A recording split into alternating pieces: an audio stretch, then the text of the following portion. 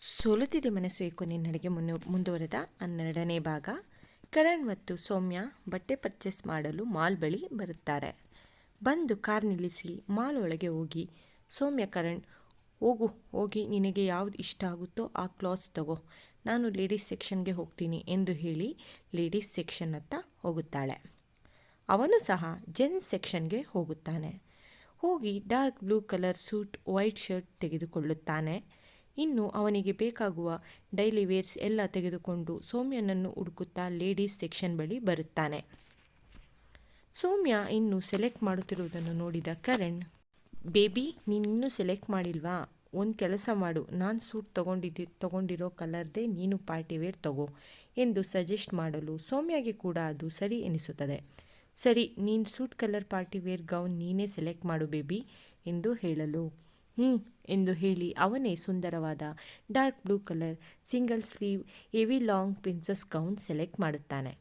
ಆ ಗೌನ್ ನೋಡಿ ಸೌಮ್ಯಗೂ ತುಂಬ ಖುಷಿಯಾಗಿತ್ತು ಮತ್ತು ಅವಳ ಸೆಲೆಕ್ಷನ್ ಮೇಲೆ ಹೆಮ್ಮೆ ಅನಿಸುತ್ತಿತ್ತು. ಅವಳ ಸೆಲೆಕ್ಷನ್ ಅಂದರೆ ಅದು ಕರಣ್. ಸೌಮ್ಯ ಅವನನ್ನು ಪ್ರೀತಿಸಿದ ದಿನಗಳನ್ನು ನೆನೆಯುತ್ತಾ, ಅವನು ಇನ್ನು 17 ವರ್ಷ ಇದ್ದಾಗಿನಿಂದಲೂ ಅವಳು ಅವನನ್ನು ತುಂಬ ಪ್ರೀತಿ ಮಾಡುತ್ತಿದ್ದಳು. ಆಗ ಅವಳಿಗೆ ಇನ್ನು 12 ವರ್ಷ ಅಷ್ಟೇ. ಆಗಲೇ ಅವನಿಗೆ ಲವ್ ಪ್ರಪೋಸ್ ಮಾಡಿದ್ದಳು ಸೌಮ್ಯ ನೋಡಲು ತುಂಬ ಸುಂದರವಾಗಿ ಇದ್ದ ಕಾರಣ ಅವನು ಸಹ ಒಪ್ಪಿದ್ದ. ಮತ್ತೊಂದು, ಅವಳು ಅವನ ಅಕ್ಕನ ಮಗಳು ಎಂದು ಅವನು ಆಗ ಒಪ್ಪಿದ್ದರು. ಸೌಮ್ಯ ಮೇಲೆ ಇದ್ದದ್ದು ಲೈಟಾಗಿ ಕ್ರಶ್ ಮಾತ್ರ, ಅದು ಸಹ ವಯಸ್ಸಿನ ಆಕರ್ಷಣೆ ಅಷ್ಟೇ. ಅನಯನನ್ನು ನೋಡಿದ್ದೇ ಅವನ ಆಕರ್ಷಣೆ ಸೌಮ್ಯನಿಂದ ಸರಿದು ಅನಯ ಕಡೆ ವಾಲಿತ್ತು. ಅದು ಸೌಮ್ಯಗೆ ಮಾತ್ರ ತಿಳಿಯಲೇ ಇಲ್ಲ. ಅವಳು ಈಗಲೂ ಅವನು ಅವಳನ್ನೇ ಲವ್ ಮಾಡುತ್ತಿದ್ದಾನೆ ಎಂದು ತಪ್ಪು ತಿಳಿದುಕೊಂಡಿದ್ದಳು. ಕರಣ್ ಸಹ ತನ್ನ ಇಂದಿನ ದಿನಗಳನ್ನು ನೆನೆಯುತ್ತಿದ್ದ. ಅದೇ ಸಮಯಕ್ಕೆ ಸೌಮ್ಯ ಬಂದು, ಬೇಬಿ ಬಾ ಹೋಗೋಣ ಎಂದು ಅವಳು ಪರ್ಚೇಸ್ ಮಾಡಿದ ಎಲ್ಲ ಐಟಮ್ಸನ್ನು, ಕ್ಲಾತ್ಸ್ ಎಲ್ಲ ತಂದು ಬಿಲ್ಲಿಂಗ್ ಬಳಿ ಕೊಟ್ಟು ಬಿಲ್ ಮಾಡಿಸಿ ಇಬ್ಬರು ಆಚೆ ಬರುತ್ತಾರೆ. ಬಂದು ಸೌಮ್ಯ, ಬಾ ಕರಣ್ ಬೇಬಿ ಊಟ ಮಾಡಿಕೊಂಡು ಮನೆಗೆ ಹೋಗೋಣ ಎಂದು ಹೇಳಿ ಅಲ್ಲಿನ ಫೇಮಸ್ ರೆಸ್ಟೋರೆಂಟ್ ಬಳಿ ಬಂದು ಇಬ್ಬರು ಅವರಿಗೆ ಇಷ್ಟವಾಗುವ ಐಟಮ್ಸ್ ಎಲ್ಲ ಆರ್ಡರ್ ಮಾಡಿ ತರಿಸಿಕೊಂಡು ತಿನ್ನುತ್ತಾರೆ. ತಿಂದು ಬಿಲ್ ಪೇ ಮಾಡಿ ಮನೆ ಕಡೆ ಬರುತ್ತಾರೆ. ಅವರು ಬರುವ ಹೊತ್ತಿಗೆ ಆಗಲೇ ಸುನಂದ ಮತ್ತು ಕೃಷ್ಣಮೂರ್ತಿ ಅವರು ಲಂಚ್ ಮಾಡುತ್ತಿದ್ದರು. ಇಬ್ಬರು ಒಳಗೆ ಬಂದು, ಮಾಮ್ ನಾವು ಬಂದ್ವಿ ಎಂದು ಸೌಮ್ಯ ಹೇಳಲು ಸುನಂದ, ಬನ್ನಿ ಊಟ ಮಾಡಿ ಎಂದು ಕರೆಯುತ್ತಾರೆ. ಅದಕ್ಕೆ ಇಬ್ಬರು, ಇಲ್ಲ ನಮ್ಮದು ರೆಸ್ಟೋರೆಂಟ್ನಲ್ಲೇ ಆಯಿತು, ನೀವು ಮಾಡಿ ಎಂದು ಬಂದು ಸೋಫಾ ಮೇಲೆ ಕುಳಿತುಕೊಳ್ಳುತ್ತಾರೆ. ಸೌಮ್ಯ, ಮಾಮ್ ನಾವು ಹೊಸ ಡ್ರೆಸ್ ಪರ್ಚೇಸ್ ಮಾಡಿದ್ದೀವಿ ಮಾಮ್, ಕಪಲ್ ಔಟ್ಫಿಟ್ ಥರ ಸೆಲೆಕ್ಟ್ ಮಾಡಿ ತಂದಿದ್ದೀವಿ ಎಂದು ಹೇಳಿ ಅವರು ತಂದ ಎಲ್ಲ ಬಟ್ಟೆಗಳನ್ನು ಸುನಂದಾಗೆ ತೋರಿಸುತ್ತಿದ್ದಳು ಸೌಮ್ಯ. ಆದರೆ ಕರಣ್ ಮಾತ್ರ ಏನೂ ಹೇಳದೆ ಸೈಲೆಂಟಾಗಿ ಕುಳಿತುಕೊಂಡು ಫೋನ್ ನೋಡೋದ್ರಲ್ಲಿ ಬ್ಯುಸಿ. ಸುನಂದ, ಕರಣ್ ನೀನು ಡ್ರೆಸ್ ಎಲ್ಲ ಚೆನ್ನಾಗಿ ಸೆಲೆಕ್ಟ್ ಮಾಡಿದ್ದೀಯಾ? ಅವಳನ್ನೇ ಕಳಿಸಿದ್ದಾರೆ, ಒಂದು ಚಡ್ಡಿ ತೋಳು ಇಲ್ಲದ ಪುಟ್ಟ ಟಾಪ್ ತಂದಿರೋಳು ಎಂದು ಹೇಳಿ ನಗುತ್ತಾರೆ. ಅದನ್ನು ಕೇಳಿಸಿಕೊಂಡ ಸೌಮ್ಯ, ಮಾಮ್ ಅದು ಚಡ್ಡಿ ಅಲ್ಲ ಮಾಮ್, ಮಿನಿ ಜೀನ್ಸ್ ಶಾರ್ಟ್ಸ್ ಅಂತ ಕರೀತಾರೆ ಗೊತ್ತಾ, ಅದು ಈಗಿರುವ ಲೇಟೆಸ್ಟ್ ಫ್ಯಾಷನ್ ಮಾಮ್ ಎನ್ನಲು ಸುನಂದ, ಏನು ಫ್ಯಾಷನ್ನೋ ಏನೋ, ಸರಿಯಾಗಿ ಡ್ರೆಸ್ ಹಾಕೊಂಡ್ರೆ ಆಗಲ್ವಾ ಅಂತ ಹೇಳುತ್ತಾರೆ. ಇದೆಲ್ಲವನ್ನು ನೋಡುತ್ತಿದ್ದ ಕರಣ್, ಅಕ್ಕ ಹೋಗ್ಲಿ ಬಿಡು, ಅವಳಿಗೆ ಯಾವುದು ಇಷ್ಟವೋ ಅದೇ ಹಾಕಲಿ ಬಿಡಿ ಅಂದು ಹೇಳುತ್ತಾನೆ. ಸುನಂದ, ಏನೋಪ್ಪ ನಿಮ್ಮಿಷ್ಟ ಎಂದು ಹೇಳಿ ತಮ್ಮ ರೂಮ್ ಕಡೆ ಹೋಗಲು ಎದ್ದು ಕರಣ್, ಸೌಮ್ಯ ರಾತ್ರಿ 8 ಗಂಟೆಗೆ ಪಾರ್ಟಿ, ಬೇಗ ಬೇಗ ರೆಡಿಯಾಗಿ ಎಂದು ಹೇಳಿ ಹೋಗುತ್ತಾರೆ. ಅವಳು ಹೋಗುತ್ತಲೇ ಕೃಷ್ಣಮೂರ್ತಿ ಕೂಡ ಅವಳ ಹಿಂದೆ ರೂಮ್ಗೆ ಹೋಗುತ್ತಾರೆ. ಕರಣ್ ಮತ್ತು ಸೌಮ್ಯ ಕೂಡ ಸ್ವಲ್ಪ ರೆಸ್ಟ್ ಮಾಡು ಬೇಬಿ, ರಾತ್ರಿ ಪಾರ್ಟಿಯಲ್ಲಿ ಚೆನ್ನಾಗಿ ಕಾಣಬೇಕು ಎಂದು ಹೇಳಿ ಇಬ್ಬರು ಅವರವರ ರೂಮ್ ಸೇರುತ್ತಾರೆ. ಇತ್ತ ಅನಯ ಮತ್ತು ಅಮೃತ, ಸಮಯ ಹೊಟ್ಟೆ ತುಂಬ ತಿಂದು ಹಬ್ಬ ಹೊಟ್ಟೆ ತುಂಬಿತು ಎಂದು ಹೇಳಿ ಖಾಲಿಯಾದ ಎಲ್ಲ ಐಟಮ್ಸ್ ಬಾಕ್ಸ್ಗಳನ್ನು ತೆಗೆದುಕೊಂಡು ಹೋಗಿ ಅಮೃತ ಡಸ್ಟ್ಬಿನ್ಗೆ ಹಾಕಿ ಬಂದು ಸೋಫಾ ಮೇಲೆ ಕುಳಿತುಕೊಳ್ಳುತ್ತಾಳೆ. ವಾ ಅನು, ನಿಮ್ಮ ಆಫೀಸ್ ಶೆಫ್ ಎಷ್ಟು ಚೆಂದ ಅಡುಗೆ ಮಾಡ್ತಾರೆ ಅಲ್ವಾ, ತುಂಬ ರುಚಿಯಾಗಿತ್ತು ಸ್ನ್ಯಾಕ್ಸ್ ಎಂದು ಹೇಳುತ್ತಾಳೆ. ಅದಕ್ಕೆ ಅನಯ, ಅಮ್ಮು ತುಂಬ ಚೆನ್ನಾಗಿತ್ತು ಎಂದು ಹೇಳಿ, ಸಮಯ ಅವರೇ ಇವತ್ತಿನ ಕೆಲಸ ಮುಗಿದಿದೆ, ನೀವು ಕೊಟ್ಟ ಫೈಲ್ನನ್ನು ನಾನು ಪೂರ್ತಿ ಸ್ಟಡಿ ಮಾಡಿದ್ದೀನಿ, ಅದರ ಬಗ್ಗೆ ಇನ್ಫಾರ್ಮೇಷನ್ ಈಗಲೇ ತಿಳಿಸಲಾ ಎಂದು ಕೇಳಲು ಸಮಯ್ ನೋ ಮ್ಯಾಮ್, ಏನೂ ತೊಂದರೆ ಇಲ್ಲ, ನೀವು ನಾಳೆ ತಿಳಿಸಿದರೆ ಆಯಿತು ಎಂದು ಹೇಳುತ್ತಾನೆ. ಅನಯ ಸಮಯ್ ಅವರೇ, ಮತ್ತೆ ಮ್ಯಾಮ್ ಅಂತ ಕರೀತಿದ್ದೀರಾ ಎಂದು ಹೇಳುತ್ತಾಳೆ. ಓ I am really sorry Anaya ಎಂದು ಹೇಳುತ್ತಾನೆ. ಅದಕ್ಕೆ ನಕ್ಕ ಅನಯ, ಇಟ್ಸ್ ಓಕೆ ಸಮಯ್, ಇದೇ ಲಾಸ್ಟ್, ಇನ್ನೊಮ್ಮೆ ಮ್ಯಾಮ್ ಅಂದರೆ ನಾನು ನಿಮ್ಮನ್ನು ಕೂಡ ಸರ್ ಅಂತ ಕರಿತೀನಿ ಅಷ್ಟೇ ಎಂದು ಹೇಳಿ ಮತ್ತೆ ನಗುತ್ತಾಳೆ. ಅವರಿಬ್ಬರು ಮಾತನಾಡುತ್ತಿದ್ದರೆ ಅಮೃತ ಮಾತ್ರ ಸೋಫಾ ಮೇಲೆ ಮಲಗಿ ನಿದ್ದೆ ಮಾಡುತ್ತಿದ್ದಾಳೆ. ಆದರೆ ಅವಳು ನಿದ್ದೆ ಮಾಡಿದ್ದು ನೋಡೇ ಇಲ್ಲ ಇಬ್ಬರು.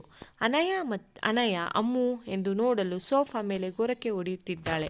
ಮಲಗಿರುವ ಅಮೃತನನ್ನು ನೋಡಿ ಅನಯ, ಸೋ ಸಾರಿ ಸಮಯ್, ಅವಳು ಹಾಗೆಯೇ ಊಟ ಆದ ಕೂಡಲೇ ನಿದ್ದೆ ಮಾಡಿಬಿಡುತ್ತಾಳೆ, ಡೋಂಟ್ ಮೈಂಡ್ ಎಂದು ಹೇಳಲು Samay, it's okay Anaya, don't very, ನಿಮ್ಮ ವಯಸ್ಸಿನಲ್ಲಿ ಇರುವಾಗ ನಾವು ಕೂಡ ನಿಮ್ಮ ಹಾಗೆಯೇ ಇದ್ದದ್ದು ಎಂದು ಹೇಳುತ್ತಾನೆ.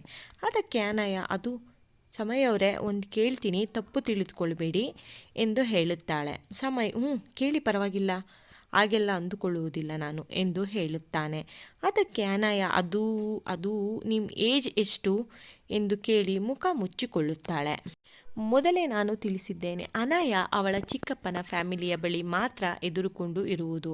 ಅದು ಬಿಟ್ಟರೆ ವಯಸ್ಸಿನ ಎಲ್ಲ ಹೆಣ್ಣು ಮಕ್ಕಳ ರೀತಿ ಅವಳು ನಡೆದುಕೊಳ್ಳುವುದು ಸ್ವಾಭಾವಿಕವಾದದ್ದೇ ತಾನೇ. ಅನಯ ಕೂಡ ಅಷ್ಟೇ, ಯಾರು ಅವಳೊಡನೆ ಪ್ರೀತಿಯಿಂದ ನಡೆದುಕೊಳ್ಳುತ್ತಾಳೋ ಅವಳು ಸಹ ಅದೇ ಪ್ರತಿಕ್ರಿಯೆ ಕೊಡುತ್ತಾಳೆ ಅಷ್ಟೇ.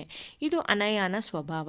ಅವಳು ಹಾಗೆ ಕೇಳಿ ಮುಖ ಮುಚ್ಚಿಕೊಂಡಿದ್ದು ನೋಡಿ ಅವಳ ಮೇಲೆ ಸಿಟ್ಟೇನು ಬರಲಿಲ್ಲ ಅವನಿಗೆ. ಬದಲಾಗಿ ಅವಳ ಆ ರೀತಿ ಕೇಳಿ ಸ್ವಲ್ಪ ಮುಜುಗರವಾಯಿತು. ಮುಜುಗರದಿಂದಲೇ, ಅದು ಅನಯ ಅವರೇ, ಅದು ಎಂದು ರಾಗ ಎಳೆಯುತ್ತಿರುವುದನ್ನು ಕೇಳಿಸಿಕೊಂಡ ಅನಯ ಮುಖ ಮುಚ್ಚಿದ ಕೈ ತೆಗೆದು, ಹೇಳ್ರಿ, ಪರವಾಗಿಲ್ಲ, ನಾನೇನು ಯಾರಿಗೂ ಹೇಳುವುದಿಲ್ಲ ಎಂದ ಸಮಯ್, ಅದು 28 ಇಯರ್ಸ್ ಎಂದು ಹೇಳುತ್ತಾನೆ. ಅದನ್ನು ಕೇಳಿಸಿಕೊಂಡ ಅನಯ, ವಾಟ್, ನಿಮಗೆ 28 ಇಯರ್ಸಾ? ಹಾಗಂದರೆ ನನಗೆ ನಿಮಗೆ 9 ಇಯರ್ಸ್ ಡಿಫರೆನ್ಸ್ ಇದೆ ಎಂದು ಹೇಳುತ್ತಾಳೆ. ಅದನ್ನು ಕೇಳಿಸಿಕೊಂಡ ಸಮಯ್ ಮಾತ್ರ ಸ್ವಲ್ಪ ಕಸಿವಿಸಿಯಾಯಿತು. ಕಾರಣ ಅವರಿಬ್ಬರ ನಡುವಿನ ಅಂತರ ಸ್ವಲ್ಪ ಜಾಸ್ತಿ ಎಂದು ಎನಿಸಿತು ಅವನಿಗೆ. ಸಮಯ್ಗೆ ಮತ್ತೆ ತನ್ನ ತಲೆ ಮೇಲೆ ತನ್ನ ಮನಸ್ಸಿನಲ್ಲಿಯೇ ತನ್ನ ತಲೆ ಒದರಿ, ನನಗೇನು ಏನು ಆಗ್ತಿದೆ, ಒಳ್ಳೆ ಪೆಕ್ರು ಹಾಡ್ತಿದ್ದಂಗೆ ಹಾಡ್ತಿದ್ದೀನಿ ಅನಿಸಿತು ಅವನಿಗೆ. ಅವಳ ಏಜ್ ತಗೊಂಡು ನನಗೇನು ಆಗಬೇಕು ಎಂದು ಹೇಳಿ ಬೇಗ ಅವನು ಅನಯಗೆ ಕೊಟ್ಟ ಫೈಲನ್ನು ಪಡೆಯಲು, Anaya, I am so sorry, ತುಂಬ ಪರ್ಸನಲ್ ಕ್ವೆಶನ್ ಕೇಳಿದ್ದಕ್ಕೆ. ಏನೋ ಗೊತ್ತಿಲ್ಲ, ನಿಮ್ಮನ್ನು ನೋಡಿದ್ರೆ ತುಂಬ ಹತ್ತಿರದವರು ಅನ್ನುವ ಥರ ಫೀಲ್ ಆಗುತ್ತೆ, ಅದಕ್ಕೆ ಸ್ವಲ್ಪ ಸಲಿಗೆ ತೆಗೆದುಕೊಂಡೆ. ನಾನು ಕೇಳಿದ್ದು ನಿಮಗೆ ಬೇಜಾರಾಗಿದ್ದರೆ I am really sorry Samay ಅವರೇ ಎಂದು ಹೇಳುತ್ತಾಳೆ. ಸಮಯ್, ಹಾಗೇನೂ ಇಲ್ಲ ಅನಯ ಅವರೇ, ಇಟ್ಸ್ ಓಕೆ, ನನ್ನ ಜೊತೆ ನಿಮಗೆ ಹೇಗೆ ಇರಬೇಕು ಅನಿಸುತ್ತೋ ಹಾಗೆ ಇರಿ, ಆಯಿತಾ? ಮತ್ತು ಅನಯ, ನಾಳೆ ನಿಮಗೆ ಆಫೀಸ್ನ ಅಕೌಂಟ್ ಡೀಟೇಲ್ಸ್ ಎಲ್ಲ ಸರಿಯಾಗಿ ಇದೆಯಾ, ಮತ್ತು ಕಂಪನಿ ಟರ್ನೋವರ್ ಹೇಗೆ ನಡೆಯುತ್ತಿದೆ ಎಲ್ಲ ತಿಳಿದುಕೊಳ್ಳಬೇಕು ನೀವು ಎಂದು ಹೇಳುತ್ತಾನೆ. ಅನಯ, ಸಮಯ್ ಅವರೇ, ನಾಳೆ ಅಲ್ವಾ ಎಂದು ಹೇಳಿ ಮಾತನಾಡುತ್ತಿದ್ದ ಇಬ್ಬರು ಟೈಮ್ ನೋಡಲು ಆಲೆ 6 ಗಂಟೆ ದಾಟುವುದರಲ್ಲಿತ್ತು. ಸಮಯ್ ಅವರೇ, ಆಲ್ರೆಡಿ ಟೈಮ್ ಆಗಿದೆ, ನೀವು ಹೊರಡಿ, ನಾನು ಅಮ್ಮುವನ್ನು ಎಬ್ಬಿಸುತ್ತೇನೆ ಎಂದು ಅಮೃತ ಮಲಗಿಕೊಂಡಿರುವ ಸೋಫಾ ಬಳಿ ಬರುತ್ತಾಳೆ. ಬಂದು, ಅಮ್ಮು ಎದ್ದೇಳೆ, ಟೈಮ್ ಆಯಿತು, ಮನೆಗೆ ಹೋಗೋಣ ಎಂದು ಎಬ್ಬಿಸಲು ಅವಳು ಸಹ ಎದ್ದು ಕೂರುತ್ತಾಳೆ.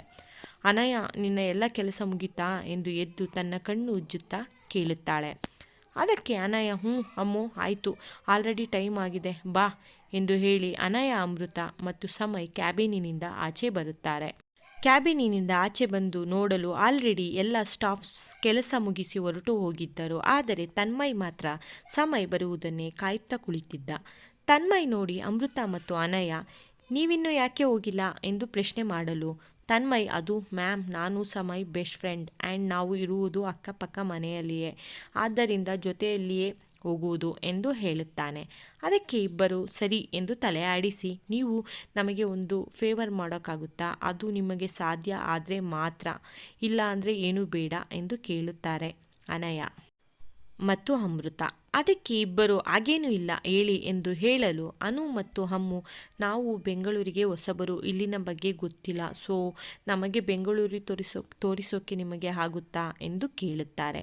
ಅದಕ್ಕೆ ಸಮಯ್ ಮತ್ತು ತನ್ಮಯ್, ಅಫ್ಕೋರ್ಸ್ ನಾವು ತೋರಿಸುತ್ತೇವೆ ಎಂದು ಹೇಳುತ್ತಾರೆ. ಕತೆ ಮುಂದುವರಿದ ಸಂಚಿಕೆಯನ್ನು ಸದ್ಯದಲ್ಲೇ ಅಪ್ಲೋಡ್ ಮಾಡಲಾಗುತ್ತದೆ. ದಯವಿಟ್ಟು ಕ್ಷಮಿಸಿ, ಇಷ್ಟು ದಿನಗಳ ಕಾಲ ಅಪ್ಲೋಡ್ ಮಾಡಿರದೇ ಇರುವ ಕಾರಣ ಅನಾರೋಗ್ಯ ಆಗಿರುವುದರಿಂದ ಪ್ಲೀಸ್ ಸಬ್ಸ್ಕ್ರೈಬ್ ಮಾಡಿ, ಶೇರ್ ಮಾಡಿ, ಲೈಕ್ ಮಾಡಿ, ನನ್ನ ವಿಡಿಯೋಸ್ಗೆ ಸಪೋರ್ಟ್ ಮಾಡಿ.